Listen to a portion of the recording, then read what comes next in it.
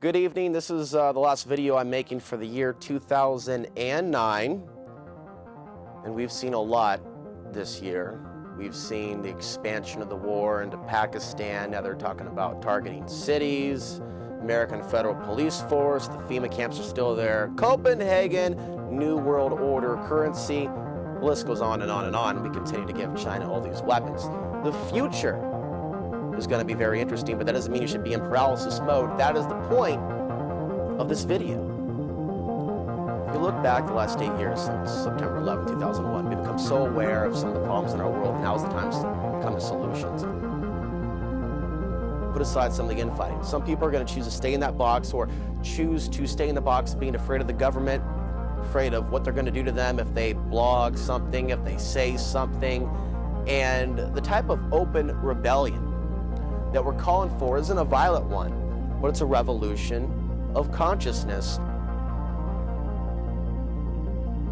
Now, I don't believe this is a war, Democrats versus Republicans, beyond just merely a left-right paradigm. To me personally, this feels like a spiritual war.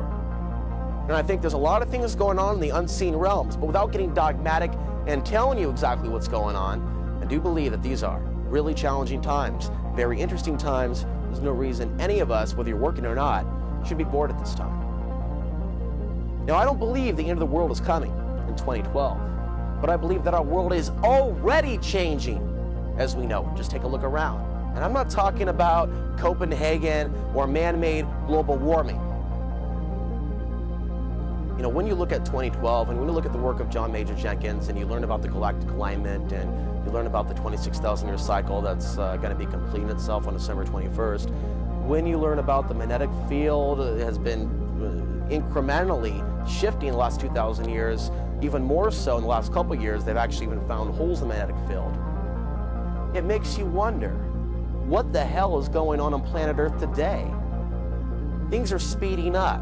And there's so much information today, there's really no excuse why some of us shouldn't be informed as to what's really going on. It is a coincidence, if you will. It is an anomaly, if you will, why all these things are happening at once. They're seeking to achieve world government, and they'll use false flags and pandemics to get their agenda across. Why are they so concerned with the next couple of years in terms of their timeline? And it appears that time is the very thing that they're running out of.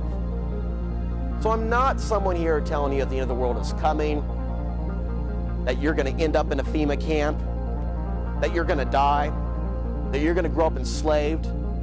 What this is a struggle over ideology, those that believe in freedom and those that don't.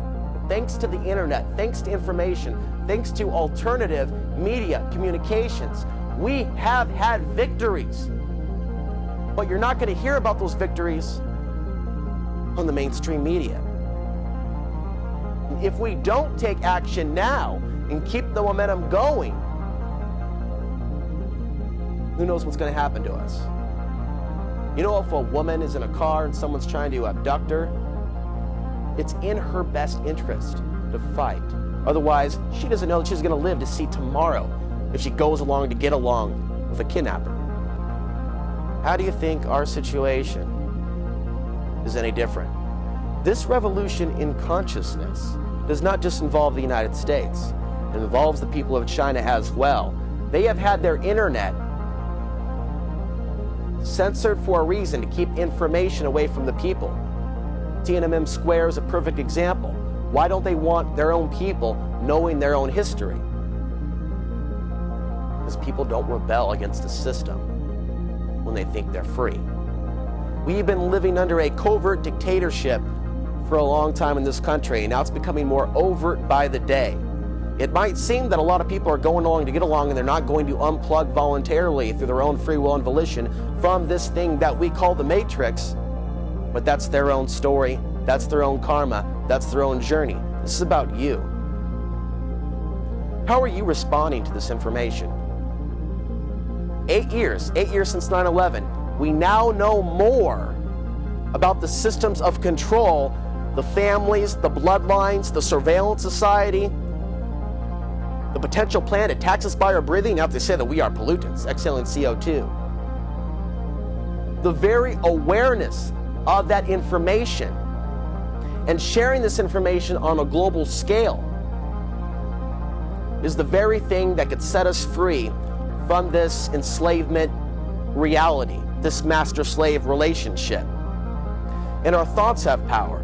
If we see ourselves as powerful entities, powerful beings, powerful humans that are not going to assimilate ourselves into the machine, we have a fighting chance, because it is about psychology, the psychology of the battlefield. And we can't just stand here as these things happen, admiring the size of the biceps of our opponent as they get ready to knock our teeth out. We got to learn to get away from that blow and counter.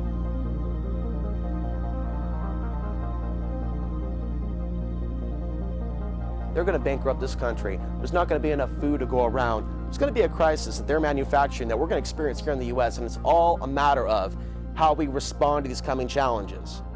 Whether we choose to play in this theater of life, an angel or a demon. And we have those choices available at our disposal. And many people are making those choices. You can choose in the coming years to walk with the light or walk with the darkness. You can choose to rob somebody, kill somebody, hurt somebody, or you can choose to find a way to feed somebody, help somebody, heal somebody. And we do need to become as powerful as we can, spiritually, mentally, psychologically, and emotionally. Because on an emotional level, a lot of us are going through a lot of things. These aren't normal times. These are times that we're going to have to galvanize as much strength as we can to make it through the storm that's already arrived.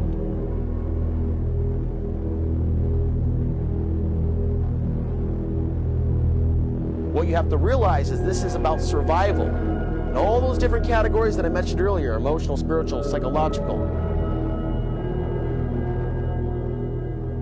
There are some things that are going to come anyway in the future.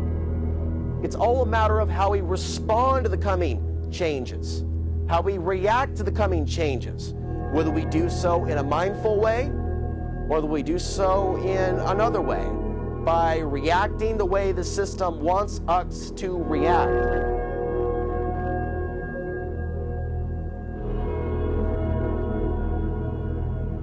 They want us in a lower vibrational state of consciousness. They want us fighting and battling one another and becoming increasingly angry in this cage that we're living in, albeit a transparent one, becoming more obvious by the day. Because as long as we're doing that, fighting one another, blaming one another, pointing the finger at one another, as long as we continue to focus our precious energy in that direction, the agenda, the New World Order, whatever you want to call them, Vatican included,